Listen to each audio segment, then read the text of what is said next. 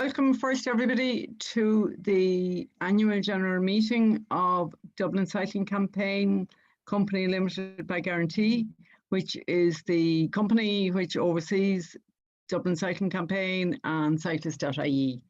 And our agenda for this evening, do we have an agenda on the shared thing there, Vinny? Yeah, should see Great, it now. okay. Opening remarks, which is welcome to everybody, and well done for coming to another Zoom meeting. The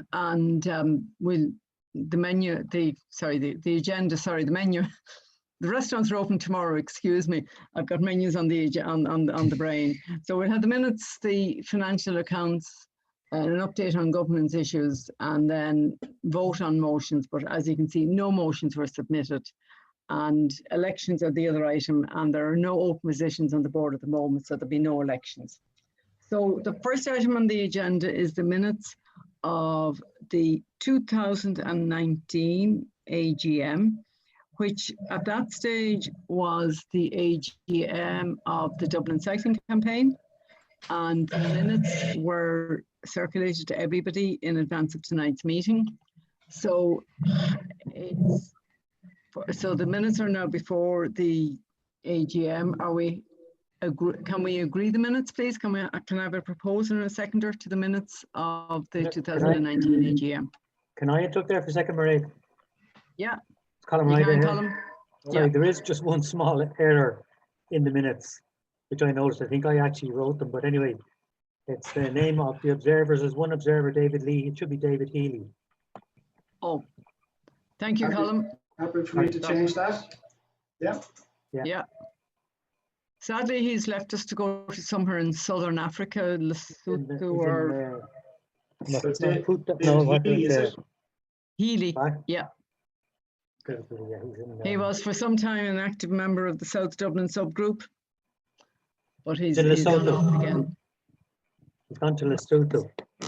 Lesotho, isn't it? Yeah. Yeah, I knew it was southern Africa. Anybody, can somebody propose the minutes? I'm happy to propose. Okay, Colin, thanks. Okay. And can we have a seconder? I'll second. Okay, Eugene. Thanks, Eugene. Okay. Are we using the hands, or what's there a process just for the meeting in terms of making comments? Or? Well, it's an open meeting now, so you can just fire away. Okay, good. Yeah. Well, are the meetings agreed? Does anybody oppose the minutes? Okay, in that case, so I think we can agree the minutes. Yeah, so Colin and Eugene. Okay, grand. Yeah. Are there any matters arising from the minutes that anybody wants to raise? I think I've been dealt with in the agenda. Okay, everybody happy? Okay, right.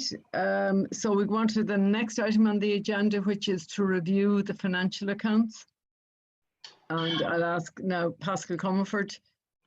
Or share those, Pascal? You put them up now, or me? I have them here, so. Okay, thanks, Vinny. Yeah, scroll down to the bottom, page 18. Yeah, so these are the accounts for the legal entity, which encompasses Dublin Cycling Campaign and cyclist.ie. Sorry, 18, if you go down a couple more.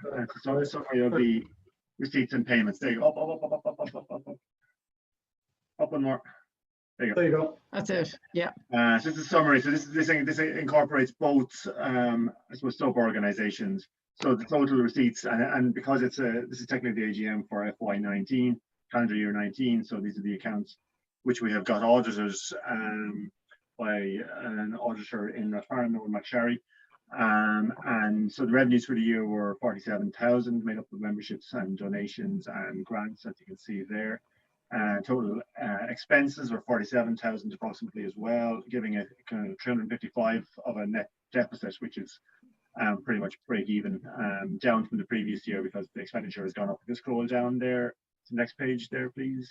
Yeah, well, that's kind of a summary of all of the expenditure. So the main increases in FY19 over FY18 was contributions to the National Cycling Coordinator role in Antashka, Damien Otuma, more expenditure on the St. Patrick's Day Parade and on various promotions and cycles and activities that we organised during FY19, making up 47,000. So that's, as I said, both organisations. If you scroll to the next page there, Vinny, this is just a subset of those above numbers which relates to cyclist.ie. So cyclist, of the 47,000 total receipts, 21,000 of that came in to cyclist.ie by way of memberships and grants and so forth, and a contribution from Dublin Cycling Campaign across the cyclist.ie of 7,000. And then the main expenditure then was the National Cycling Coordinator, which is the role, as I said, of cyclist.ie. So there's a small surplus, 2,700 for cyclist.ie, and that's it. We don't do the statutory accounts, don't require a further breakdown of it, for example, for just the Dublin Cycling Campaign organisation part of it.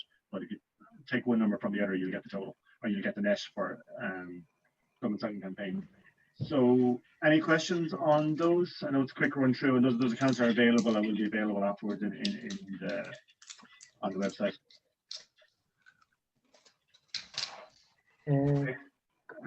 Final piece. If you just scroll up there, Vinny, to the balance sheet, which is, sorry, I should have upped you on page 13. Yep. Up one more. Two more. There. Up. Yeah. So the net finance is available at the end of 2019. We have approximately 36,000 in the bank. We had some receivables which were grants due from Dublin City Council of 5,000, and we had payables then of 13,000 relating to what was the payment? What was the payment due to Minute Cycling Campaign for a grant we had got in from them on their behalf, and we were paying out for the purchase of a bike there. That was about 8,000 or 9,000 of that, and then some other accruals then. So net surplus funds available is approximately 29,000. So quite healthy position at the end of 19, and it has improved since due to COVID. So we see the membership fee income has continued during FY20, but as you can imagine, our expenditure has diminished significantly, and the Zoom calls are saving a fortune on meeting costs. So that's it. So any questions? If not, I'm done. Can I ask a comment and a question, Colin Ryder? Yeah. Okay. Pascal, first, is there any comment on the, there's a slight drop in the as you call it, the members' funds? I presume that by that, do you mean it's not membership, but what are actually members' funds? That's what the company has in its funds. I just want to be clear on that. There's a slight drop from 2008 to 2019. Yeah, if you scroll up to the previous page there, Vinny, or sorry, I'll go one more again. See, there's a net small 355 of a deficit, excess of expenses over income. So we're down 2 pages. That then is reflected in the net funds available for members going down by 300 from 29,025 to 28,670. That's the difference, 355. So what I suppose I'm asking, if there's no particular worry. No, it's pretty much break even, as you saw there. Approximately 47,000 in and out, and that was the revenues were up in 2019 from the prior year. The expenses were also up, as I explained, by virtue of higher expenditure on St. Patrick's Day parades. There was a much bigger expense put into that in FY19 versus the prior year. It was Donna was organising it, and there was a lot of costumes and so forth and art and around that. Also, there was a higher amount paid to National Cycling Coordinator role, and then the promotions, I think it was up to about 6,500 in 2019 versus 3 or 4, maybe 2 or 3 even in the prior year. And that's just, there's a lot of different activities organised during the course of the year. Yeah, and just in terms of membership, maybe Eugene might be answering this question. Like the cycling campaign versus, it's 5,000 came in to cyclist.ie, so the membership coming into, would that come up in the list there? I didn't, or was it going separately? Are you talking 2019 now, Colin, or 2020? Yes, 2019.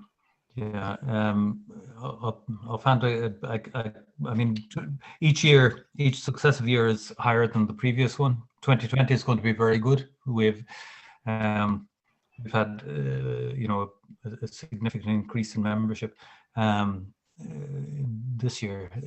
I mean, just go down to page 18 there, Vinny. You'll see the numbers relative to each other for 18 and 19. And I'll just give you a heads up on the FY20 number now in 1 second. Yeah, so you see there, up two, sorry, Vinny.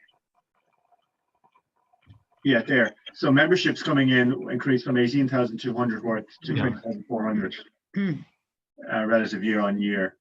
And I haven't done a comparison of the numbers. For FY19, that was made up of approximately, I counted approximately 680 members versus 608 the prior year. Yeah, we're somewhere.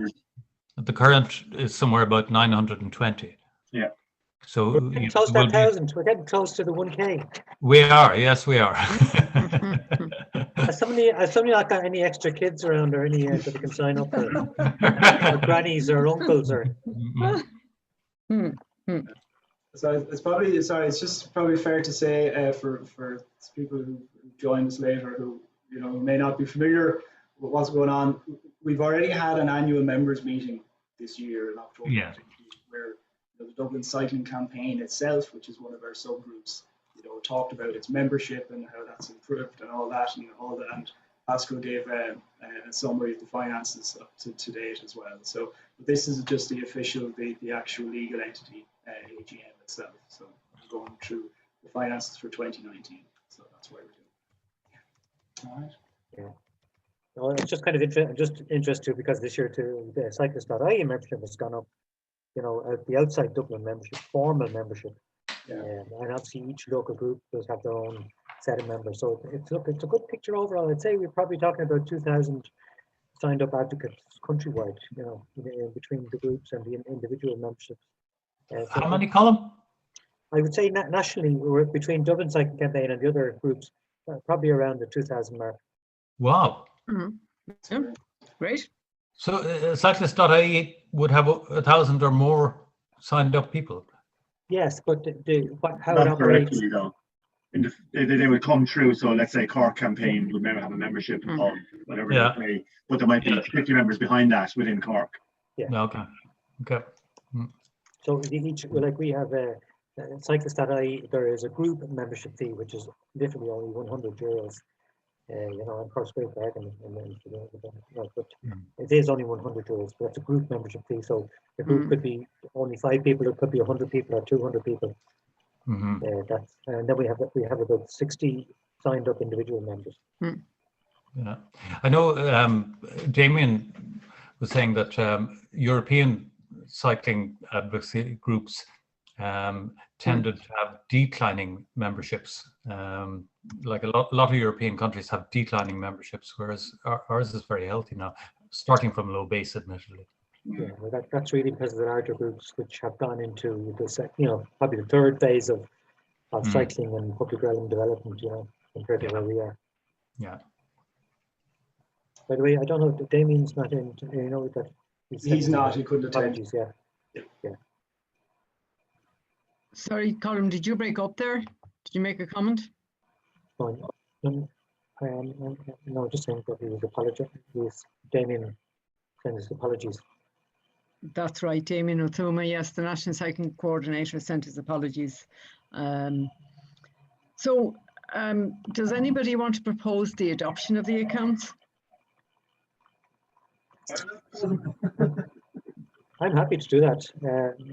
So is there anybody else around the? I prepared him. I propose the adoption of them. Second. Anybody want to second it? Yeah, I'd second. Okay, so proposed by Colin, seconded by Dimmy. Is that right? Yeah. Yep. Okay. Thanks very much, everybody. The next thing on the agenda is an update on the governance issues.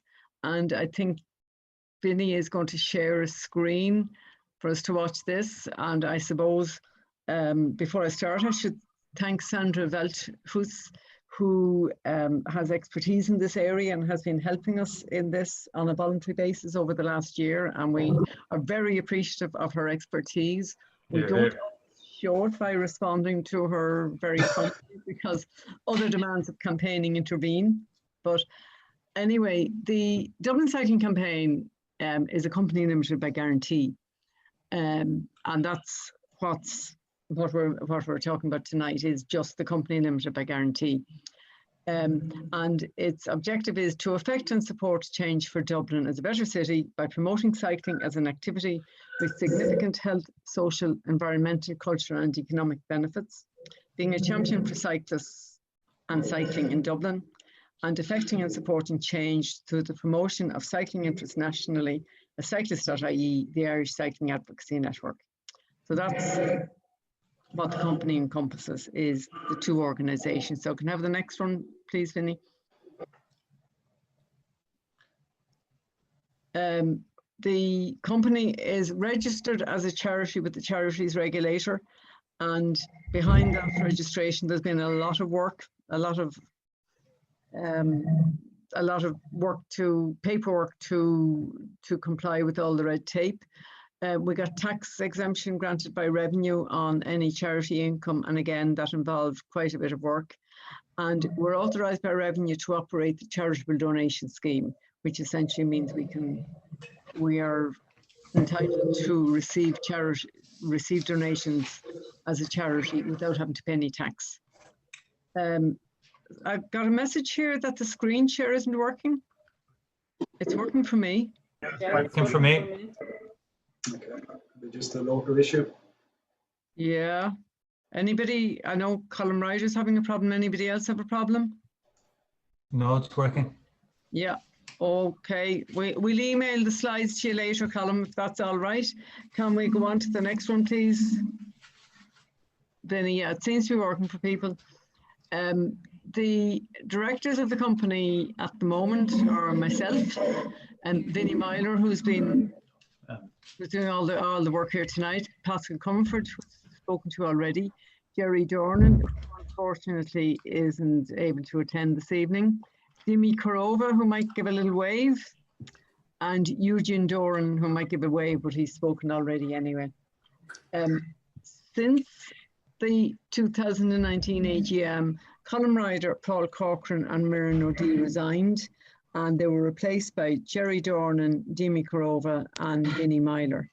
And just to mention here that we are looking at governance issues, which I'll talk about in a minute, but you know, we are interested in expanding the expertise on the board, and it's something we will be looking at in the new year, is bringing new people onto the board. So if anybody has an expertise and feel they would like to serve, I think they should notify the board that they're interested, and it can be looked at in the context of the governance issues.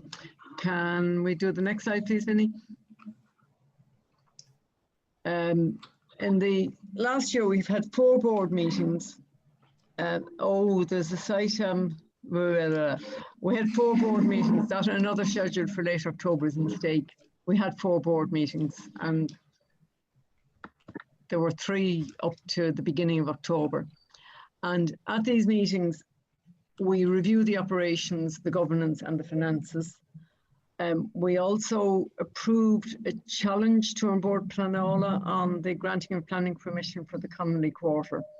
That was an apartment development beside Connolly Station, where we felt the developer was trying to pull a fast one by sneaking in a private car park for CIE, for Irish Rail.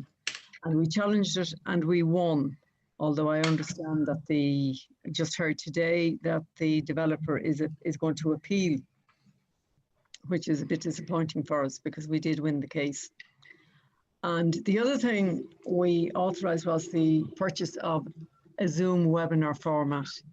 And I think that's probably the best. Was it €1,500 we spent on it? And it's the money we ever spent, because in a lot of ways, you know, COVID has suited campaigning work. and we've been able to have a lot of very effective meetings with a huge attendance. Tonight isn't a good example. We've had huge attendances at meetings as a result of having bought this, so it has been well worth it. So can we have the next slide, please, Vinny?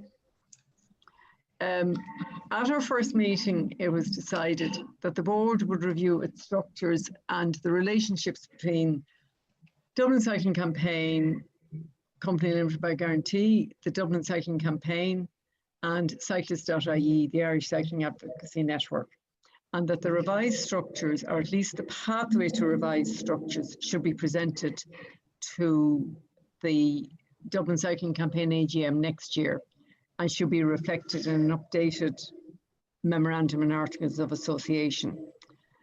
Now, the board has met several times outside of the four official meetings we had. We've had several meetings where we've worked through the whole issue of structures and relationships. And as I said earlier, thanks very much to Sandra Beltis for assisting us in that. We've made progress. We're not quite ready to present proposals, but we're hoping we will be ready early in the new year. We did hope we'd have it sooner, but you know, the last 2 months, I suppose, have been absolutely hectic on the campaigning front, and it's been very difficult to get time to schedule a meeting. So we do hope we'll make progress early in 2021 and that we will be able to present proposals on how to structure ourselves going forward. Next slide, please, Vinny. That's it, great. That's it. Oh, I thought there was another one. No. So that's it. So, anybody want to ask any questions or raise any issues on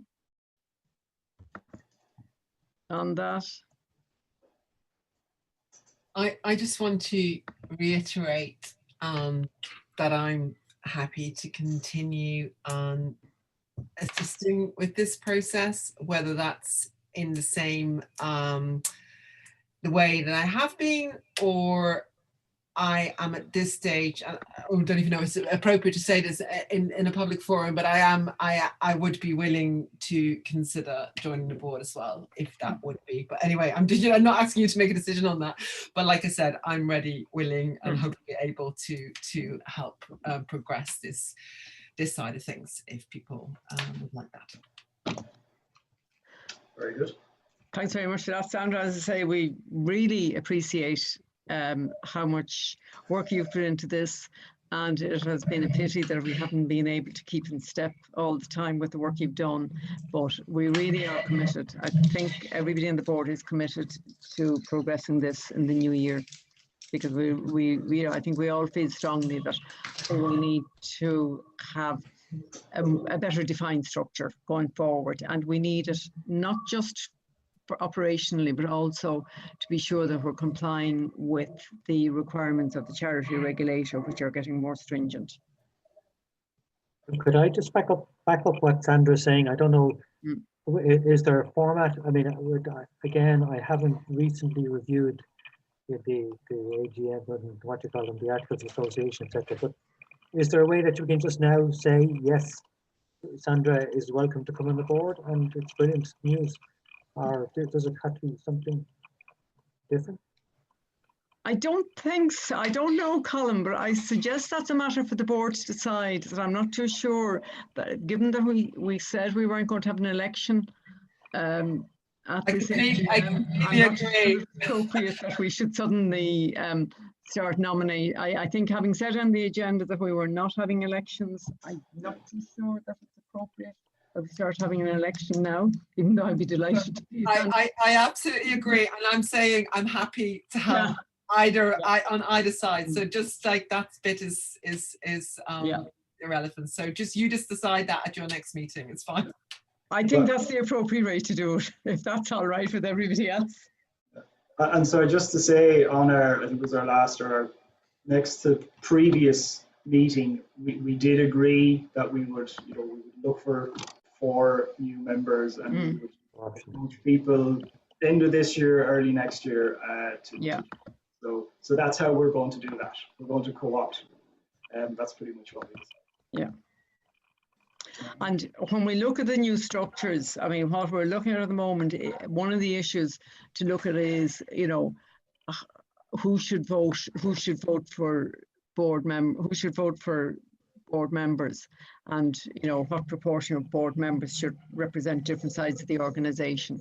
So that will be coming up in the proposals. So any other comments on structures? Colin, you've made a few comments in chat, and I agree with you. It is a very important thing, and I think we do need to come up with something. And I think all the board members would agree that we have made good progress, but it has just been a lot slower than any of us would have liked. That's good news. So just on the governance side as well, I think it's worth calling out the work that Dimi has been doing on the governance code of practice and that, and has been walking us through that and discussing each of those items, which has been really good, really helpful in preparation for next year's report on that. So Yeah. Well done, Dimi. Yeah, sorry, I lost connection for a bit. I just also wanted to say that really restructuring the organization is quite serious matter. So even though we were really ambitious and eager to present a proposal here, we actually had to agree that we need to give it a little bit more time. So we arrive at a really balanced proposal where we ourselves are sure about what we are proposing, that's the right proposal. And I think it's important to get it right rather than rush it. Yeah, exactly. That's what we've been trying to do to get it right. Are there any scenarios even being discussed at present, or is that still a board straight? I think it's probably premature to discuss scenarios, Colin, but we have scenarios on a table, and what somebody has suggested and the board has agreed to do it is to score those scenarios on a set of criteria to help us in reviewing them and seeing what we would come up with. So that's why I say I think we're getting there. And I would be very hopeful that we will make very good progress early in the new year. Okay, and I actually just one last question, maybe. Sorry about this. I'm doing a lot of talking or questioning, probably because I am very conscious of the difficulties that have arisen, you know, in the past 2 years because of the way we're structured. The record of the AGM minutes records, are they available to members to view, you know, the final agreed minutes? Because I know we raised this issue in relation to Dublin cycling campaign as well, and I think we had the same issue now in cyclist.ie. Executive, it's important, you know, just for the information to get out there. I think the Dublin cycling campaign, the minutes of the Dublin cycling campaign annual members meeting are now on the Dublin cycling campaign website. Oh yeah, no, sorry, I'm just talking about the board minutes. Oh, the board minutes. Yeah, because the Dublin cycling campaign minutes are now, I think, regularly posted. Yeah. I don't think so. It's something we probably should do and could do. I don't think it would be a difficulty. Let's take that one on board, shall we? Yeah, we can discuss it. I think, yeah, we've discussed, I think it came up when we were discussing on the Dublin cycling campaign AMM as well. And be careful about what is actually going up and being made public. I mean, some things just can't be, you know, especially at a board, for a board, there's certain things that are very sensitive. So we just have to be careful about that. But the grey column, certainly, you know, getting the information out there and thoughts behind, you know, the campaign, even at the board level, it's worth doing, and it's probably lacking, I think, as well. So point noted. Thanks. Right. Now, so shall we move on? The next item on the agenda is vote on motions, but there were no motions submitted. No. So we have no vote on motions. And the next item after that is elections. But as at the moment, we don't have open positions on the board. we won't be having elections, even though I know we have a volunteer for the board, which is very interesting. So the next item then is AOB. Does anybody want to raise anything under AOB? I would love to know how many people, or do we have names of people who couldn't attend tonight who have given their what you call it, apologies. I know it's a different, bit confusing for a lot of people, the AGM of the company. It is a very small kind of attendance in the end. But do we have any apologies or formal apologies? Damien, I'm conscious of a number of people who are not in this AGM. Yeah. So there was about. Damien did apologise. He was unable. I think he's a personal issue, couldn't attend. That's all. Yeah. How many signed up for the Zoom for the meeting? It's just under 40 people. Wow. Interesting, isn't it? That is. Colin, it's worth mentioning, and you probably know this. The annual meeting of DCC was held, whatever it was, a month or 2 weeks ago, and it was very well attended. And of the activities within the organisations within the company, the DCC is obviously by far the more active. There is, as you know yourself, and you're obviously the chair, there's a further annual meeting of the Cyclist.ie is on the 12th. Next weekend. So like this is as such the legal and boring end of the picture of what's happening here today. It has to happen and it's legal requirement. But I, for one, if I wasn't a director, I'm not sure I'd be here either. Well, it's just in it. I was saying, Vinny says 40 people signed up on Zoom and only 14. Well, come on, there are 14. I think we had 15 at one stage. Yeah, I think one attendee left because she thought she was coming to a campaign meeting with interesting things at it, where she might volunteer to do something, but she wasn't. The board meeting wasn't really what she was signing up for. And I think that's possibly the reaction of a lot of people that they were. Yeah, so just for the record, there's one apology. Is that it? Yes. Thanks. Yeah. Okay. Can I say, as someone who joined the board last year, that from Cyclist.ie, which would be how did you say it, a bit removed from the company, that a lot of Cyclist.ie are probably not even aware that the company oversees overseeing role. But I must say that I've been very impressed about the way the board, the colleagues on the board perform, and that they have we all have a common wish to promote cycling within Ireland and for it to advance, and that in my opinion, I think we're working very well together, even though we haven't achieved as much as we'd like to date.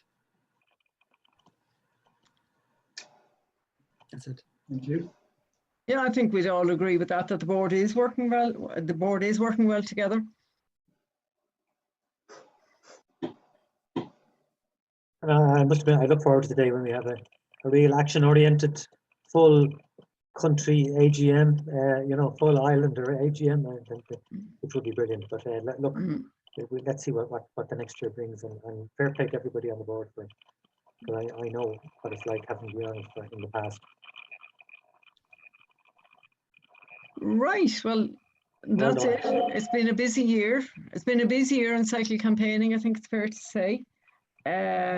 Anybody else want to raise anything on AOB? Okay, in that case, I shall declare the meeting over. And thanks very much to those who did come. And we look forward to meeting you all, coming up with proposals for restructuring early in the new year. So thanks very much, everybody. Thanks, Mairead. Thanks, everybody. Thank you. Saying well done, Mairead. So I have to go on video. Well done, Mairead. Thanks, everyone. Okay, thanks all. Thanks. Bye.